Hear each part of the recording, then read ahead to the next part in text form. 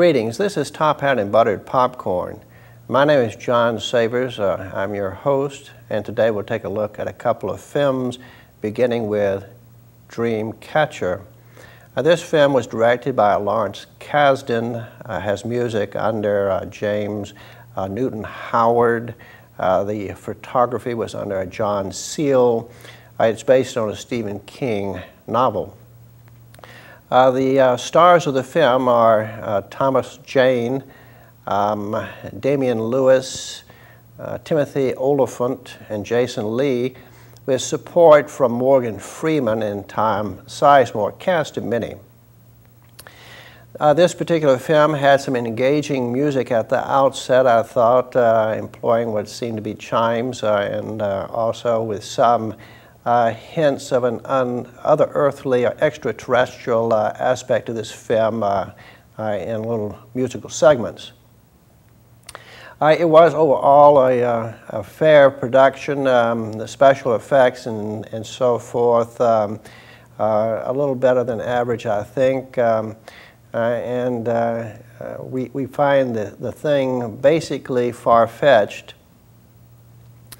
And we think that most viewers will find it far-fetched, and to get into this particular film, one has to accept a couple of premises, one of which is that a set of 30-ish men, all successful in various professions, are connected by parapsychological links, and that two, the source of the linkage is a mentally challenged lad that they refer to as Dudit, and that he has endowed them and is in some way a special, extraordinary lad, other than just being what others might call in the past, before there was a greater sensitivity, a goofy lad.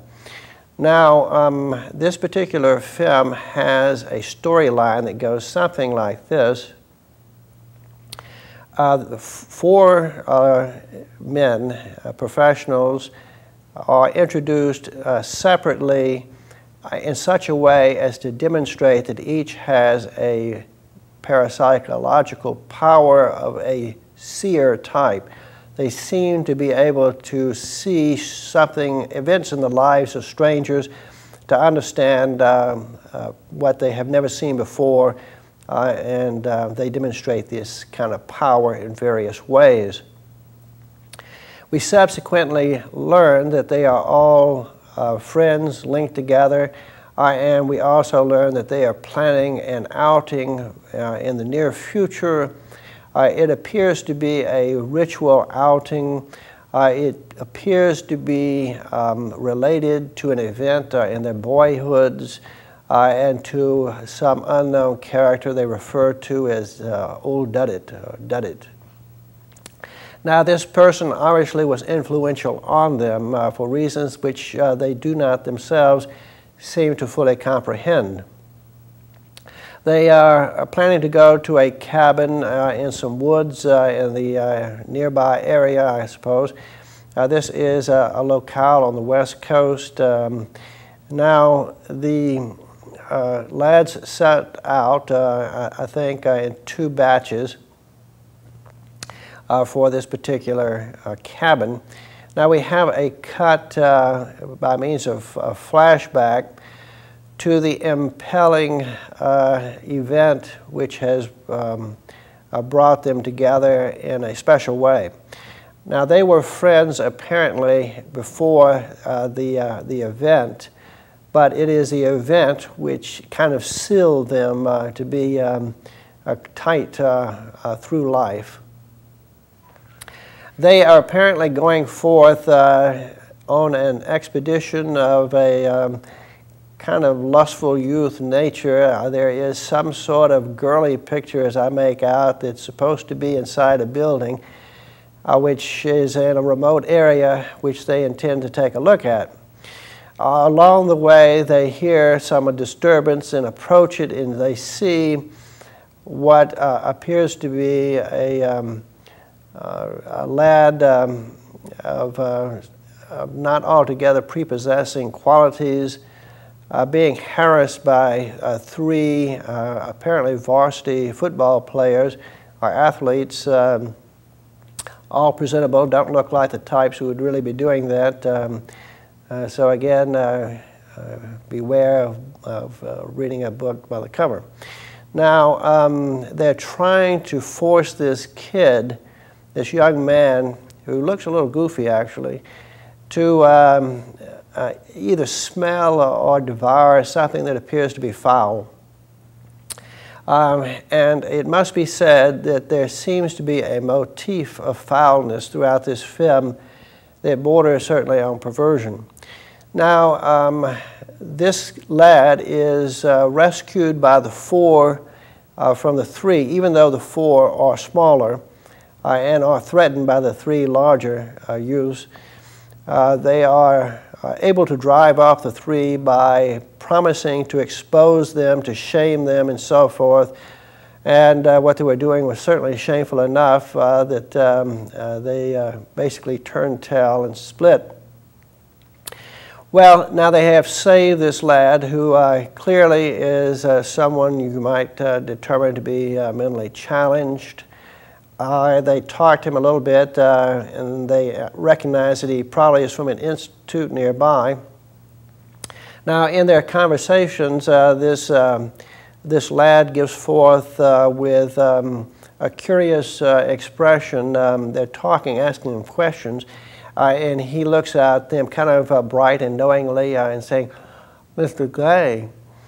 Well, this would turn out to be something of a hint, a clue for future events. So from this we leave the flashback. It has given us an opportunity to know a little bit about the personalities of the four prior to meeting them in additional grown-up fashion. So we do pick them up going toward the cabin. Now there's also a cut to the Morgan Freeman character. He plays an Army general whose right-hand man appears to be Tom Sizemore. Morgan Freeman's character has been in a clandestine struggle with aliens throughout his military career, some 25, 30 years. And the success of Morgan Freeman in his work is attested to by the fact the public does not know anything about it. So he has been able to contain the alien invasion successfully. He knows that there is an alien containment in the area in which the cabin the four are going toward happens to be. There are numerous people who are inflicted with characteristic signs, including what appears to be a rosy birthmark. Also, one of the characteristic aspects of infestation is the breaking forth of terrible smelling wind. So with these signs, Morgan Freeman is pretty sure that there are aliens in that sector. He has quarantined it. He is thinking seriously in terms of total annihilation of the area. Now, the lads, of course, don't know this, but they're heading out toward the cabin, and even before they get there, problems crop up. Two of them get to the cabin, and they're talking and so forth, references to old Daddy and whatnot. One looks out the window and he sees this host of animals, both predator and prey, apparently hopping along in fright, although if you look at them, this is not a well done special effect. The animals are sort of posed like an array, everything from rabbits to deers to fox or wolves or whatever. And they don't seem to be panicky to me. I don't think that whoever did this was able to generate any kind of sense that they really were fearful. They are moving along together. and at a pedestrian rate, if you ask me. Furthermore, it has come to the attention of these guys that there's somebody in the vicinity who's kind of sick. It turns out to be a rather portly gentleman who says he thinks the reason he's ill happens to be some berries that he ate. There seem to be other people in the area who have similar complaints. Meanwhile, two of the other lads are speeding toward the location of the cabin together. They have an automobile mishap. It may in fact have been these two who stumbled upon the portly gentleman. At any rate, he's brought back to the cabin, it's not too long before there is reason to be suspicious about this man and what's going down, so to speak. He is given a bedroom. They go into it and don't really see him, but they see blood and gore everywhere. They had been making jokes amongst themselves as he was apparently sleeping in the room in regard to the foul odors emitted.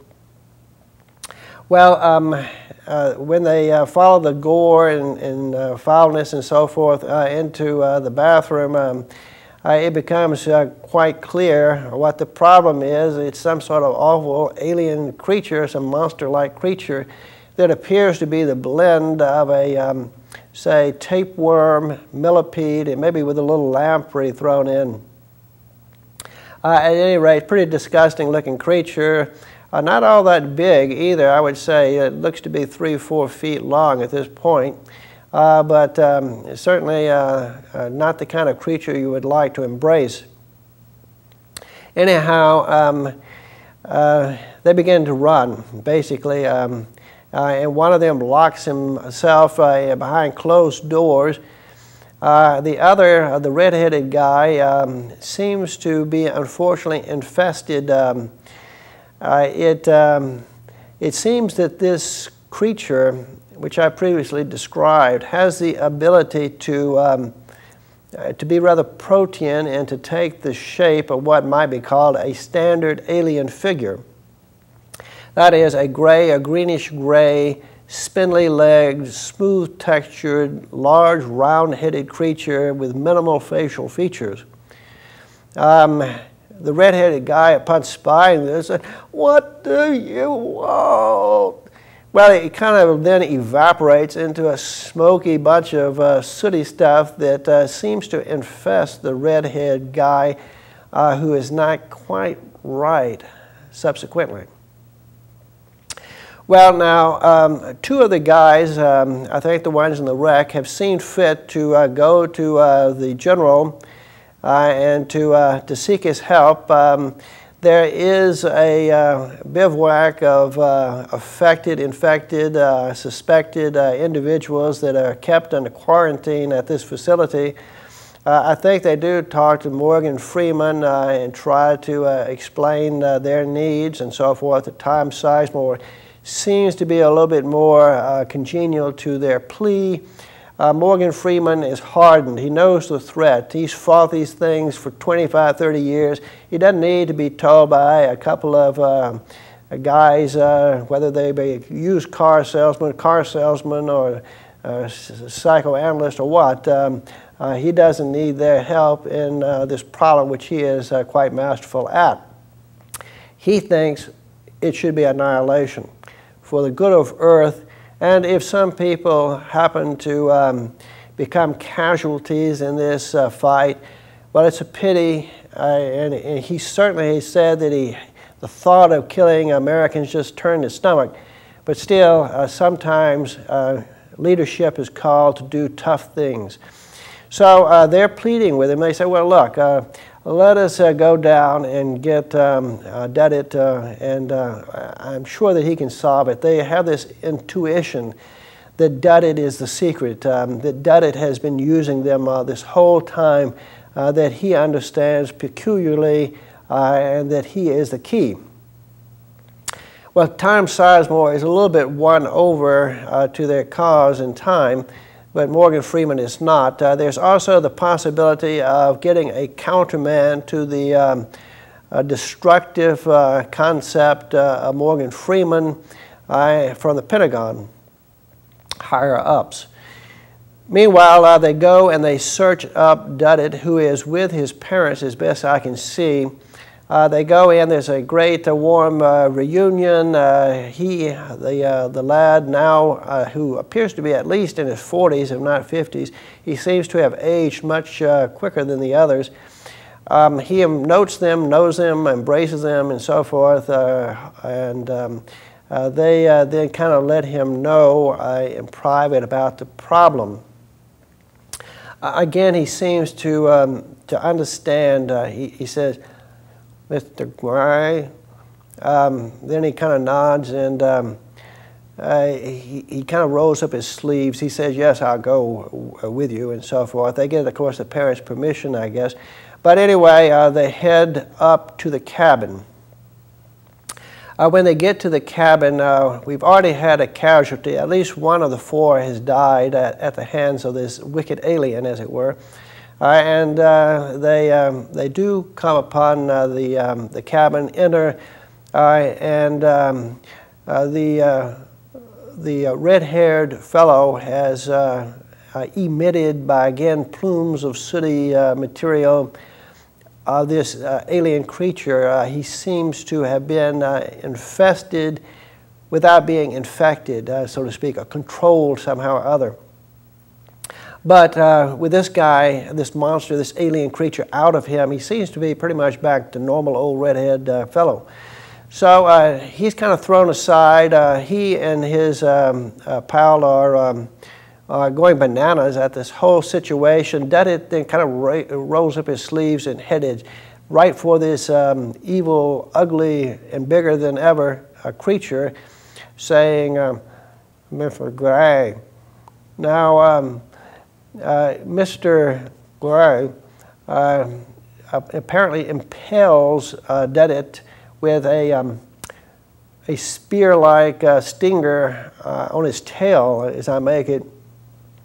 And it does look curtains for Duddit. He seems to be in great pain. He seems to be in, it seems kind of sad, you know, because the four lads had saved him from the three bullies, but he was not able, it appears, to save them. In fact, they may have gotten him killed.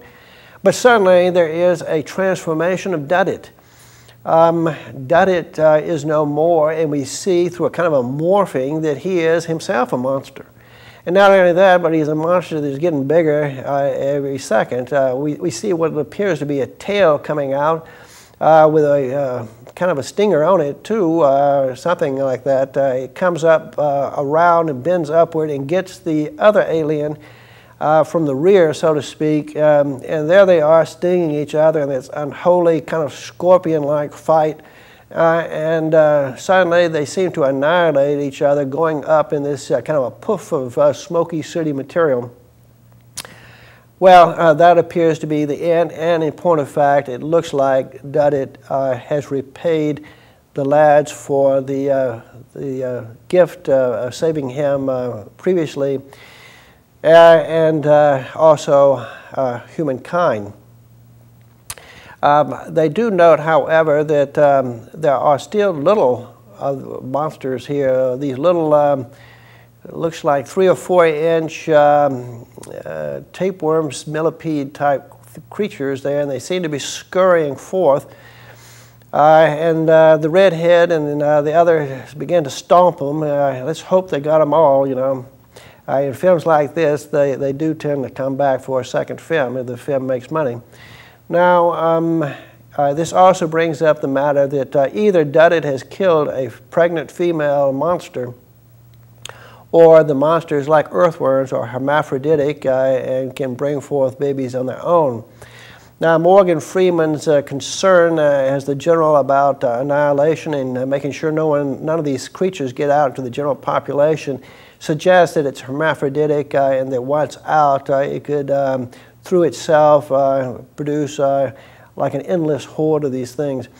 Now, we do have a conclusion in which the Tom Sizemore character more or less, I won't say creates a mutiny, but he does subvert the plan of Morgan Freeman by means of contacting another higher-up general who stops the total annihilation scheme. Morgan Freeman's character is a little bit at one with that. He kind of accepts it. He's been fighting these things 25, 30 years. Maybe it's gotten a little bit to him. Maybe it's time for a new man to take over. Maybe it's time for somebody like Tom Sizemore's character.